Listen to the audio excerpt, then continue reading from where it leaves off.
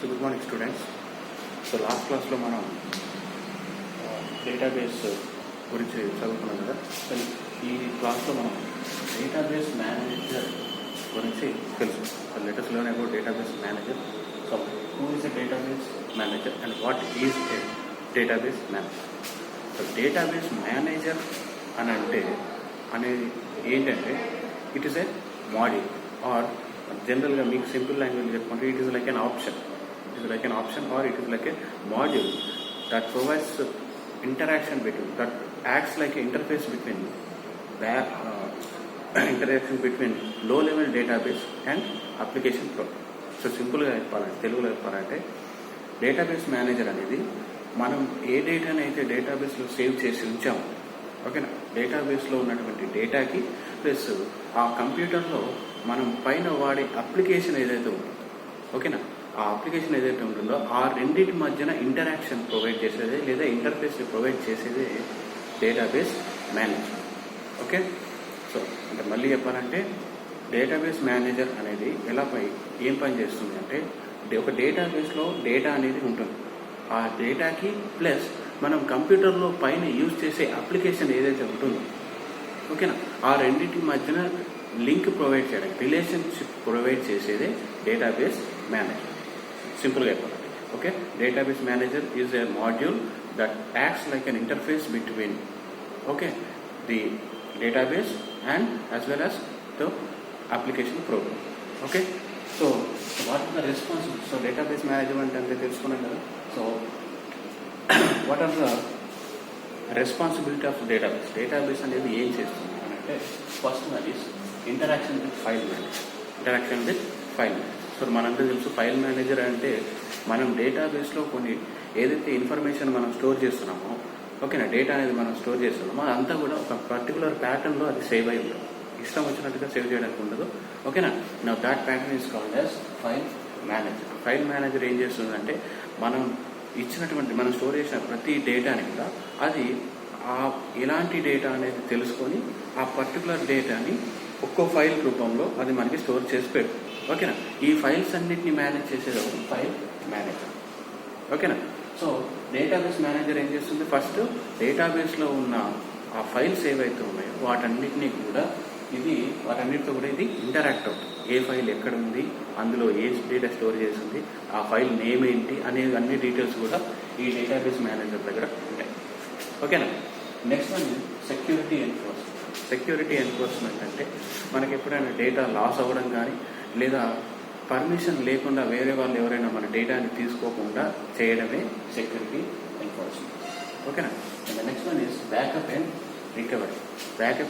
Recovery. For example మనం డేటాబేస్లో ఒక డేటాబేస్ని యాక్సెస్ చేస్తున్నప్పుడు ఇన్ఫర్మేషన్ని మనం స్టోర్ చేస్తున్నప్పుడు కావచ్చు, లేదా రిట్రీవ్ చేస్తున్నప్పుడు కావచ్చు, లేదా ఎడిట్ చేస్తున్నప్పుడు ఫర్ ఎగ్జాంపుల్ ఏదైనా చిన్న ప్రాబ్లం వచ్చి ఆ ప్రాసెస్ అనేది ఆగిపోయింది అనుకోండి, ఆ ప్రాసెస్ అనేది ఆగిపోతే అలాంటి టైంలో ఇది డేటాబేస్లో ఏదైతే డేటా ఉందో అది వ్యానిష్ అవ్వకుండా, అంటే ఆ డేటాబేస్ నుంచి డేటా అనేది మిస్ అవ్వకుండా చూసుకోవడమే backup and recovery.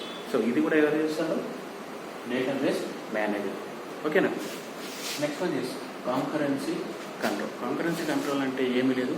For example ఇప్పుడు నేను ఒక డేటాబేస్ నుంచి ఒక డేటాని యాక్సెస్ చేస్తున్నాను, రకరకాల చాలామంది నెంబర్ ఆఫ్ ఎంప్లాయీస్ లేదా నెంబర్ ఆఫ్ యూజర్స్ ఆ డేటాబేస్ నుంచి యాక్సెస్ చేస్తుంటారు.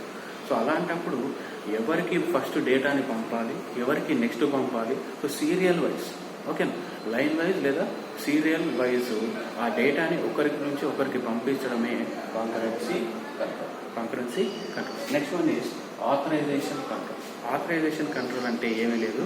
ఇప్పుడు డేటాబేస్ ఉంది, సో ఆ డేటాబేస్ని పర్టికులర్గా ఒక కంపెనీకి సంబంధించిన డేటాబేస్ అయితే ఓకేనా, దాన్ని ఆ కంపెనీకి సంబంధించిన ఎంప్లాయీస్ మాత్రమే యూజ్ చేయగలుగుతారు, ఎవరు పడితే వాళ్ళ ఇష్టం వచ్చినట్టు యూజ్ చేయడానికి లేదు. So what is authorization control అంటే ఎవరికైతే ఈ డేటాబేస్ మేనేజర్ ఎవరికైతే పర్మిషన్ ఇస్తాడో, ఓకేనా, ఎవరికైతే పర్మిషన్ ఇస్తారో ఆ యూజర్ మాత్రమే ఆ డేటాబేస్ని యాక్సెస్ చేయగలరు, ఎవరు పడితే వాళ్ళ ఇష్టం వచ్చినట్టుగా చేయడానికి వీలు. So this is about authorization control. ఈ పర్మిషన్ కూడా ఎవరు ఇస్తారో డేటాబేస్ మేనేజర్లోనే ఉంటుంది. ఓకేనా, డేటాబేస్ మేనేజర్ అనే ఆప్షన్లోనే ఇవన్నీ కూడా ఉంటాయి. ఓకే, నెక్స్ట్ ఈజ్ షెడ్యూలర్ అని తెలుసు. ఇందాక చెప్పుకున్నట్టే షెడ్యూలర్ అంటే ఫర్ ఎగ్జాంపుల్ ఒక టైంకి ఒక వర్క్ చేయాలి, మన కంప్యూటర్తో ఏదో ఒక డేటాని మనం రిట్రీవ్ చేస్తున్నాం, ఓకేనా, లేదా ఆ డేటాబేస్ని యూజ్ చేస్తున్నాం అనుకోండి. ఆ పర్టికులర్ టైంలో ఎవరికి ఆ పర్టికులర్ వర్క్ జరగడానికి, టాస్క్ జరగడానికి ఎంత డేటా అవసరమో ప్లస్ దానికి ఎంత టైం పడుతుంది, ఓకేనా, దానికి ఎంత టైం పడుతుందో. సో అది ఆ టైంని ఎవరు డిసైడ్ చేస్తారంటే డేటాబేస్ మేనేజరే డిసైడ్ చేస్తారు. Okay, next one is recovery manager. ఇందాక చెప్పాలంటే this is similar to what backup and recovery. అంటే ఫర్ ఎగ్జాంపుల్ ఇప్పుడు ఏదైనా ప్రాబ్లం వచ్చింది, డేటాబేస్ నుంచి మనం చాలా రోజుల నుంచి యాక్సెస్ చేస్తూ ఉంటాం, మనం ఆ డేటాని తీసుకుంటూ ఎడిట్ చేసుకుంటూ ఏదో సంథింగ్ ఆపరేషన్స్ చేస్తూ ఉంటాం. సడన్గా ఏదైనా ప్రాబ్లం వచ్చేసి అందులో ఉన్న డేటా అంతా కూడా వ్యానిష్ అయిపోయింది, అంటే మొత్తం పోయిందనుకోండి. అలాంటి టైంలో కూడా మనం ఏం చేస్తాం, రికవరీ మేనేజర్. అలా డేటాని కంప్లీట్గా పోకుండా, కంప్లీట్గా డేటాబేస్ మనకు కనబడకుండా అవుతుంది, కానీ డేటాబేస్ నుంచి కంప్లీట్గా వ్యానిష్ అవ్వదు, దాన్ని మళ్ళీ మనం రికవర్ చేసుకోవచ్చు. సో ఈ ప్రాసెస్ని కూడా ఎవరు చేస్తారో డేటాబేస్ మేనేజరే కంట్రోల్ చేస్తారు. ఓకేనా. Next one is buffer manager అంటే ఏం లేదు, ఇప్పుడు మనం కంప్యూటర్లో కావచ్చు, మొబైల్లో కావచ్చు, ఒక అప్లికేషన్ యూజ్ చేస్తున్నాం అనుకోండి. ఏదైనా ఒక అప్లికేషన్ యూజ్ చేస్తున్నప్పుడు ఆ వెనకాల ఉండే డేటాని, డేటాబేస్లో ఉండే ఇన్ఫర్మేషన్ని మన దాకా అందించగలిగేదే బఫర్ మేనేజర్. సో ఇంటర్నల్గా స్టోర్ అయి ఉన్న డేటాని మన అప్లికేషన్ దాకా తీసుకురావడమే బఫర్ మేనేజర్. దీన్ని కూడా ఎవరు కంట్రోల్ చేస్తారు, డేటాబేస్ మేనేజరే కంట్రోల్ చేస్తారు. Okay, and last is query processor అంటే ఏమి లేదు, యాక్చువల్గా డేటాబేస్లో ఉన్న డేటాని మనం క్వైరీ లాంగ్వేజ్ అంటే క్వైరీస్ రూపంలోనే మనం ఇంటరాక్ట్ అవుతూ ఉంటాం డేటాబేస్. ఓకేనా, that is called query language. ఓకేనా. సో ఇలాంటి క్వైరీస్, ఫర్ ఎగ్జాంపుల్ మనం ఏదైనా డేటాని ఇన్సర్ట్ చేయాలనుకోండి, దానికి ఒక క్వైరీ రాయాల్సి ఉంటుంది. అంటే this is like a programming but not a complete program. అంటే క్వైరీ లాంగ్వేజ్ వేరే ఉంటుంది, క్వైరీ ప్రోగ్రామింగ్ లేదా క్వైరీ లాంగ్వేజ్ అనేది వేరే ఉంటుంది. మనం నెక్స్ట్ వచ్చే క్లాసెస్లో మనం దీని గురించి మాట్లాడుతాం. ఓకే, క్వైరీ ప్రాసెస్ అంటే ఏం లేదు, మనం ప్రతి ఇన్ఫర్మేషన్, ఏదైనా ఇన్ఫర్మేషన్ మనం స్టోర్ చేయాలన్నా, ఎడిట్ చేయాలన్నా, డిలీట్ చేయాలన్నా, ఏది చేయాలన్నా కూడా, చూడాలన్నా కూడా మనం డేటాబేస్తో ఎలా ఇంటరాక్ట్ అవుతాం in the form of programs. What kind of programs, query లాంగ్వేజ్లో లేదా క్వైరీ ప్రోగ్రామ్స్ లేదా క్వైరీ లాంగ్వేజ్లో కొన్ని క్వైరీస్ రాస్తూ వాటిని ఎగ్జిక్యూట్ చేసినప్పుడు మనం డేటాబేస్తో ఇంటరాక్ట్ అవ్వచ్చు. ఓకేనా, డేటాబేస్తో మనం ఇంటరాక్ట్ అవ్వచ్చు. So these are the responsibilities of database manager. Okay, so the next concept is database administrator. ఇందాక మనం డేటాబేస్ మేనేజర్ గురించి మాట్లాడుకున్నాం కదా, ఇప్పుడు మనం డేటాబేస్ అడ్మినిస్ట్రేటర్ అంటే ఎవరో చూద్దాం. సో డేటాబేస్ మేనేజర్ అనేది ఒక option, it is not a person. Database manager అనేది డేటాబేస్లో ఉన్నటువంటి ఆప్షన్, ఓకేనా, దాన్ని కంట్రోల్ చేసే ఆప్షన్. కానీ డేటాబేస్ అడ్మినిస్ట్రేటర్ అంటే it is a person, is a person who has control of both data and programs over the system. అంటే మనం డేటాబేస్కి ఇందాక చెప్పుకున్నట్లు క్వైరీ లాంగ్వేజ్లో మనం డేటాని యాక్సెస్ చేస్తూ ఉంటాం. ఓకేనా. సో ఆ డేటాబేస్లో ఉన్నటువంటి ప్రోగ్రామ్స్, ఆ డేటాబేస్ని తయారు చేయడానికి కావాల్సిన ప్రోగ్రామ్స్ ప్లస్ ఆ డేటాబేస్లో ఉన్న డేటా, ఈ రెండింటి మీద కంట్రోల్ ఉన్న పర్సన్ ఎవరు అంటే డేటాబేస్ అడ్మినిస్ట్రేటర్. ఇతనికి, ఈ పర్సన్కి ఏమేమి అధికారాలు ఉంటాయి, he has control both data and programs. అందులో ఉన్న డేటాకి యాజ్ వెల్ యాజ్ దాంట్లో రాయాల్సిన ప్రోగ్రామ్స్ మీద కూడా, అన్నిటి మీద కూడా కంట్రోల్ అనేది ఉంటుంది. ఓకేనా. So is nothing but database administrator. So what are the functions of database administrator? ఏం చేస్తారు డేటాబేస్ అడ్మినిస్ట్రేటర్ అనేతను? ఏం చేస్తారంటే first scheme of definition. First of all మనకి ఎక్కడైనా డేటాని స్టోర్ చేయాలి అంటే ఫస్ట్ డేటాబేస్ని క్రియేట్ చేయాలి కదా. ఓకేనా, క్రియేట్ చేయాలి కదా.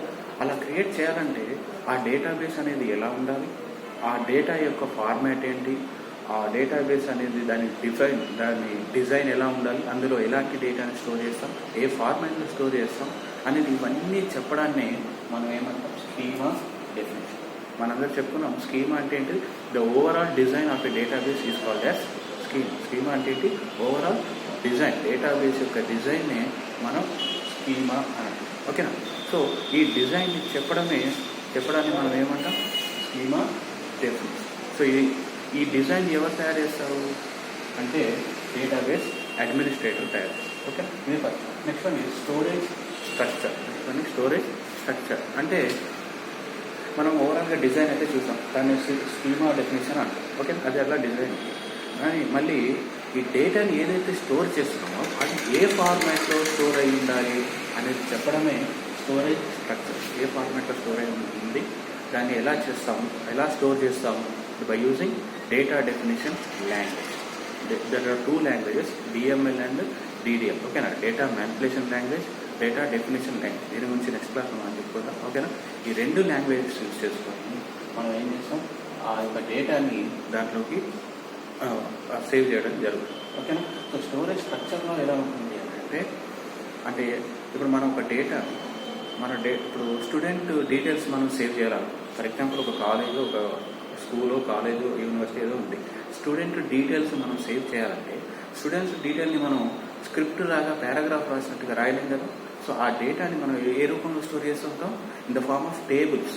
ఒక టేబుల్స్ రూపంలో ఒక టేబుల్ క్రియేట్ చేసి ఆ student name, father name, address ఇట్లా రాసుకుంటూ పోతాం. ఒక టేబుల్ అనేది మనం ప్రతిదానికి క్రియేట్ చేస్తాం కదా. సో అలాంటి టైప్ ఆఫ్ డేటాని ఇది చెప్పడాన్ని మనం ఏమంటాం, storage structure.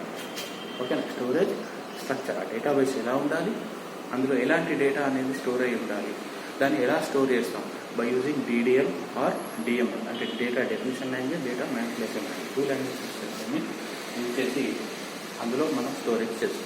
Next one schema physical and access method. Schema physical and access method. So ఇది కూడా సిమిలర్. డేటాబేస్లో ఉన్నటువంటి డేటాని, ఓకే, డేటాబేస్లో ఉన్నటువంటి డేటాని సో ఎవరు పడితే వాళ్ళు ఇష్టం వచ్చినట్టుగా వాడకుండా ఉండడానికి, ప్లస్ ఆ ప్రోగ్రామ్స్ ఏవైతే మనం ప్రోగ్రామ్స్ రాస్తామో దాన్ని మనం క్వేరీస్ అంటాం. ఇక్కడ ప్రోగ్రామ్స్ అన్నాం, డేటాబేస్ని యాక్సెస్ చేయడానికి మనం ఏం రాస్తాం, క్వేరీస్ రాస్తాం. ఈ క్వేరీస్ ఎవరు కంట్రోల్ చేస్తారు, డేటాబేస్ అడ్మినిస్ట్రేటర్ కంట్రోల్ చేస్తారు. ఓకేనా, ఇష్టం వచ్చినట్టు రాయడానికి లేదు. దెర్ ఆర్ సర్టెన్ కండిషన్స్, కొన్ని కండిషన్స్, రూల్స్ మెయింటైన్ చేస్తూ వాటిని ఫాలో అవుతూ మనం డేటాని యాక్సెస్ చేయడం కానీ డేటాని స్టోర్ చేయడానికి మన అధికారం ఉంటుంది. ఓకేనా, so next one is providing authorization for data access. అంటే ఏంటంటే ఇందాక మనం చెప్పుకున్నట్టుగా డేటాబేస్ అడ్మినిస్ట్రేటర్ ఏం చేస్తారంటే ఎవరికి పడితే వాళ్ళకి డేటాబేస్ని యాక్సెస్ చేసే పర్మిషన్ ఇవ్వరు. ఓకేనా, ఓన్లీ కొంతమందికి మాత్రమే డేటాబేస్ అడ్మినిస్ట్రేటర్ ఎవరికైతే ఆ డేటా అనేది అవసరం ఉందో వాళ్ళకి మాత్రమే దాన్ని యాక్సెస్ చేసే పర్మిషన్ ఇస్తారు. ఎవరు పడితే ఇప్పుడు మనం యాక్చువల్గా మనము డేటాబేస్ ఎక్కడుందో మనకు కూడా తెలియదు. మనం ఇంట్లో కూర్చొని మనం నెట్ ఆన్ చేస్తాము, ఏదో మార్క్ చేసేస్తాం, కానీ ఆ డేటాబేస్ ఎక్కడ స్టోర్ అయింది, ఎక్కడ ఉందో మనకు అక్కడ కనబడదు. ఓకేనా, సో మనకు కనబడకుండా చేయాలి అంటే మనకి అన్నిటికీ మనం ఆ డేటాబేస్లో ఉన్న మొత్తం ఇన్ఫర్మేషన్ మనం చూడాల్సిన అవసరం లేదు కదా, మనకు అవసరం లేదు. ఓకేనా, మనకు అవసరం లేని దాన్ని మనకు చూపించకుండా ఉండడమే డేటాబేస్ అడ్మినిస్ట్రేషన్ చేసే పని. ఓకేనా, ఎవరికి పడితే వాళ్ళకి ఆ డేటాబేస్లో యాక్సెస్ అనేది ఉండదు. మనకు ఎంత కావాలో అంతే ఇస్తారు, లేకపోతే లేదు. Okay, so this is about providing authorization for data. Next one is routine maintenance. Next one is routine maintenance అని అంటే డే బై డే యాక్టివిటీస్. ఓకేనా, ఫర్ ఎగ్జాంపుల్ కంపెనీలో సాఫ్ట్వేర్ ఏదో తయారు చేస్తున్నారు, దానికి సంబంధించిన డేటాబేస్ ఉంది. సో వాళ్ళు తయారు చేసిన ప్రతి ఇన్ఫర్మేషన్ని ఎవ్రీ డే మానిటర్ చేస్తుంది. ఓకేనా, ఆ డేటాబేస్ని మెయింటైన్ చేయడము డేటాబేస్ అడ్మినిస్ట్రేషన్ యొక్క ఫంక్షన్. సో ఇందాక మనం రెస్పాన్సిబిలిటీస్ ఆఫ్ డేటాబేస్ మేనేజర్స్ చూసాం. So this is about database functions, database administration functions. ఓకేనా, so the next concept is database users. Database users మనకు తెలుసు. డేటాబేస్ యూజర్స్ అంటే ఎవరైతే డేటాబేస్ని యూజ్ చేస్తారో వాళ్ళని మనం ఏమంటాం, డేటాబేస్ యూజర్స్ అనవచ్చు. సో ఎలాంటి యూజర్స్ ఉంటారు? There are 4 different types of users in a for a database. Okay, the first one is application programmer. Application programmer అంటే మనం ఇప్పుడు ఏదన్నా సరే ఇంటర్నెట్లో కావచ్చు, ఏదన్నా సరే మనం ఒక ఇన్ఫర్మేషన్ చూడాలి అంటే మనకు ఖచ్చితంగా ఏదో ఒక అప్లికేషన్ మనం వాడతాం. దాన్ని మనం ఫ్రంట్ ఎండ్ అని అంటున్నాం. అప్లికేషన్ త్రూనే మనం డేటాబేస్లో ఉన్నటువంటి డేటాని మనం యాక్సెస్ చేయవచ్చు. సో ఇలాంటి అప్లికేషన్ ఎవరైతే డెవలప్ చేస్తారో ఆ అప్లికేషన్ ఆ యూజర్స్ని మనం ఏమంటాం, అప్లికేషన్ ప్రోగ్రామర్స్ అంటాం. అప్లికేషన్ ప్రోగ్రామ్ వాళ్ళు ఏం చేస్తారంటే డిడిఎల్లో వచ్చు, అంటే డేటా డెఫినేషన్ లాంగ్వేజ్ వచ్చు, లేదా డిఎంఎల్లో ఆ ప్రోగ్రామ్స్ అనేవి రాస్తూ ఉంటారు. అలాంటి వాళ్ళని మనం ఏమన్నా అప్లికేషన్ ప్రోగ్రామ్స్. వీళ్ళు ఏం చేస్తుంటే అప్లికేషన్ ద్వారా ప్రోగ్రామ్స్ రాసి ఆ అప్లికేషన్లో ఏమైనా ప్రాబ్లమ్స్ ఉన్నా, లేదా దాన్ని డెవలప్ చేయాలన్నా, లేకపోతే లోపల ఉన్న డేటాబేస్లో ఉన్న డేటాని యాక్సెస్ చేయడానికి ఈ అప్లికేషన్ ప్రోగ్రామర్ యూజ్ అవుతుంది. Okay, next one is sophisticated users.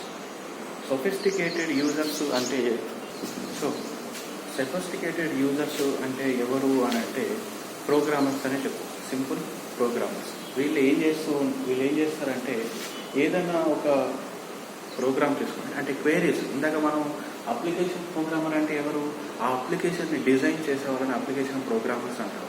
మరి సొఫిస్టికేటెడ్ యూజర్స్ అంటే ఎవరు అని అంటే ఆ అప్లికేషన్ని ఎలా వాడాలో తెలిసిన వాళ్ళని సొఫిస్టికేటెడ్ యూజర్స్ అంటారు. అప్లికేషన్ డెవలప్ చేసే వాళ్ళనేమో అప్లికేషన్ ప్రోగ్రామర్స్ అంటాం. ఆ అప్లికేషన్ని ఎలా యూజ్ చేయాలి, దాని లోపల క్వేరీస్ రాయాలా లేదా ప్రోగ్రామ్స్ రాయాలా, రాస్తూ ఆ డేటాబేస్ని ఎలా ఇంటరాక్ట్ అవ్వాలి అనే వాళ్ళని మనం ఏమంటాం, సొఫిస్టికేటెడ్ యూజర్స్ అంటాం. వీళ్ళకి ఈ అప్లికేషన్ ప్రోగ్రామర్స్కి సొఫిస్టికేటెడ్ యూజర్స్కి డిఫరెన్స్ ఏంటంటే వాళ్ళకి ప్రోగ్రామింగ్ నాలెడ్జ్ అనేది కంపల్సరీగా ఉండాలి. అంటే అది ఎలా రన్ అవుతుంది, ఆ ప్రోగ్రామ్ ఎలా ఉంది, అప్లికేషన్ ఎలా ఉంది, దాంట్లో ఏ ఆప్షన్స్ ఉన్నాయి, ఎలా ఉంటుంది, అది ఇంటర్నల్గా ఎలా తయారైంది, దాని డిజైన్ ఏంటి, వీటి నాలెడ్జ్ ఈ ఇద్దరికి ఉంటుంది. Next one is unsophisticated users. అంటే ఈ అన్సొఫిస్టికేటెడ్ యూజర్స్ ఎవరు అని అంటే ఒక అప్లికేషన్ తయారైన తర్వాత నార్మల్గా యూజ్ చేసుకునేవాళ్ళు. ఇప్పుడు ఫర్ ఎగ్జాంపుల్ చెప్పాలంటే ఏటీఎం ఉంది, ఓకేనా, ఏటీఎం నాకు తెలుసు, ఏటీఎంలో కార్డ్ స్వైప్ చేస్తే మనం డబ్బులు తీసుకోవచ్చు లేదా ట్రాన్స్ఫర్స్ ఏమైనా చేసుకోవచ్చు, ఓకేనా, బ్యాంకింగ్కి సంబంధించి. అలాంటి ఏటీఎం మిషన్స్ అది ఎలా తయారైందో మనకి ఏమైనా నాలెడ్జ్ ఉందా, మనకి దాని గురించి తెలియదు. మరి దాని లోపల ఎలాంటి ప్రోగ్రామ్స్ రాశారో మనకి తెలియదు. మనం ఏం చేస్తున్నాం, జస్ట్ యూజ్